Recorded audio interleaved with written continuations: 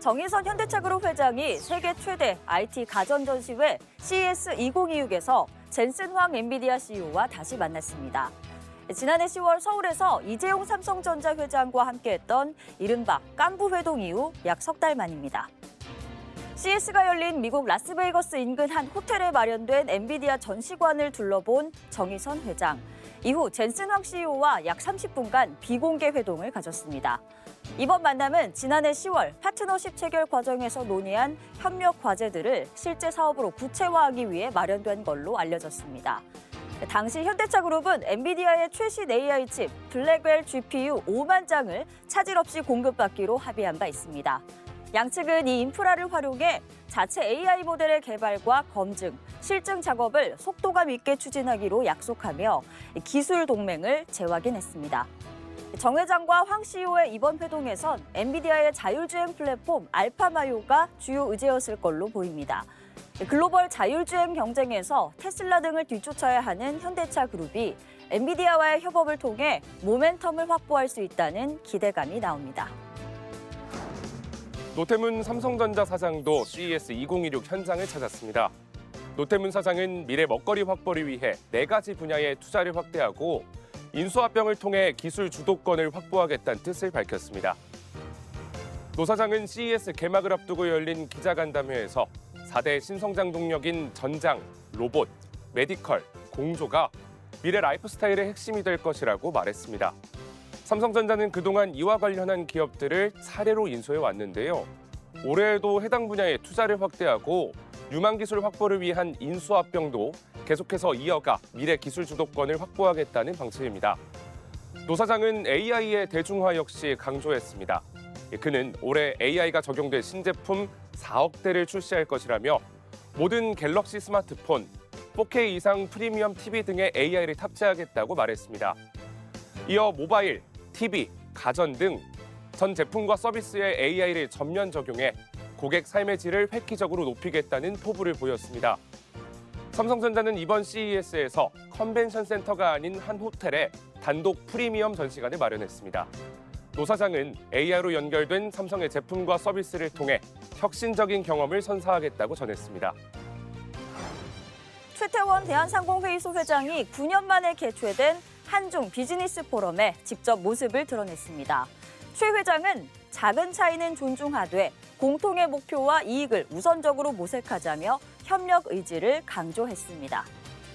최태원 회장은 지난 5일 중국 베이징에서 열린 한중 비즈니스 포럼 개회사에서 사자성어 구동존의를 언급하며 다른 것을 존중하되 공통의 목표와 이익을 우선적으로 모색해야 할 시점이라고 말했습니다.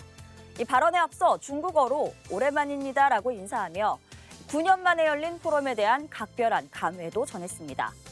이번 한중 비즈니스 포럼으로 그간 정치 외교적 변수로 인해 냉각됐던 양국의 경제 관계가 다시 물꼬를 텄다는 평가도 나오는데요. 최 회장은 지난해 시진핑 국가주석의 11년 만의 방한을 계기로 한중 관계가 전면 복원되는 전환점을 맞았다며 이 오늘 포럼이 경협체계 신호탄이 되길 기대한다고 강조했습니다. 최 회장은 실질적으로 이번 방중 경제사절단을 이끌며 우리 기업들의 성과 창출 지원에 나섰습니다. 우리 사절단은 중국 주요 기업인들과 만나 반도체와 배터리 등 핵심 산업을 둘러싼 한국과 중국의 경제협력 방안을 논의하며 모두 32건의 MOU를 체결한 걸로 전해졌습니다. 그룹 핵심 사업들의 근본적인 체질 개선을 요구한 신동빈 롯데 회장이 계열사 대표들을 소집합니다. 대내외 불확실성이 커진 경영 환경 속에서 경쟁력 강화와 사업 혁신 방안 논의에 초점을 맞출 걸로 전망됩니다.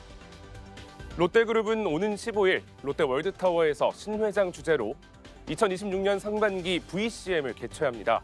이 VCM은 옛 사장단 회의인데요. 이번 회의에는 롯데지주 대표이사와 실장, 또 계열사 대표, 그리고 신동빈 회장의 장남인 신유열 부사장도 참석할 예정입니다. 올해는 경쟁력 강화 방안과 혁신안 논의에 방점이 찍힐 걸로 보입니다.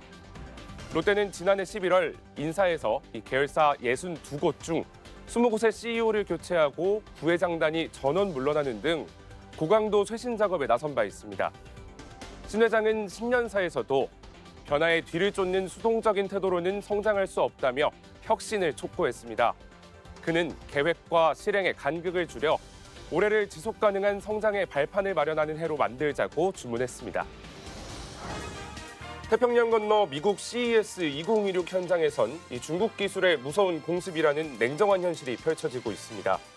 저가 공세를 넘어 첨단 AI와 로봇 등 기술력까지 겸비하며 차이나 쇼크 2.0의 서막이 보이는데요.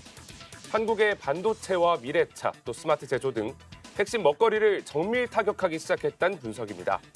일각에서는 우리나라가 누구도 대체할 수 없는 기술들을 장악해 공급망에 급소를 쥐어야 한다고 합니다. 개별 기업의 각계 전투가 아닌 단단한 산업 컨소시엄을 통해 전략적 대형을 갖춰야 한다고도 조언합니다. 우리나라가 산업 혁신을 통해 냉혹한 기술 전장에서 전략적 위치 선정에 성공할 수 있기를 기대해 봅니다. 지금까지 CU 풍향이었습니다.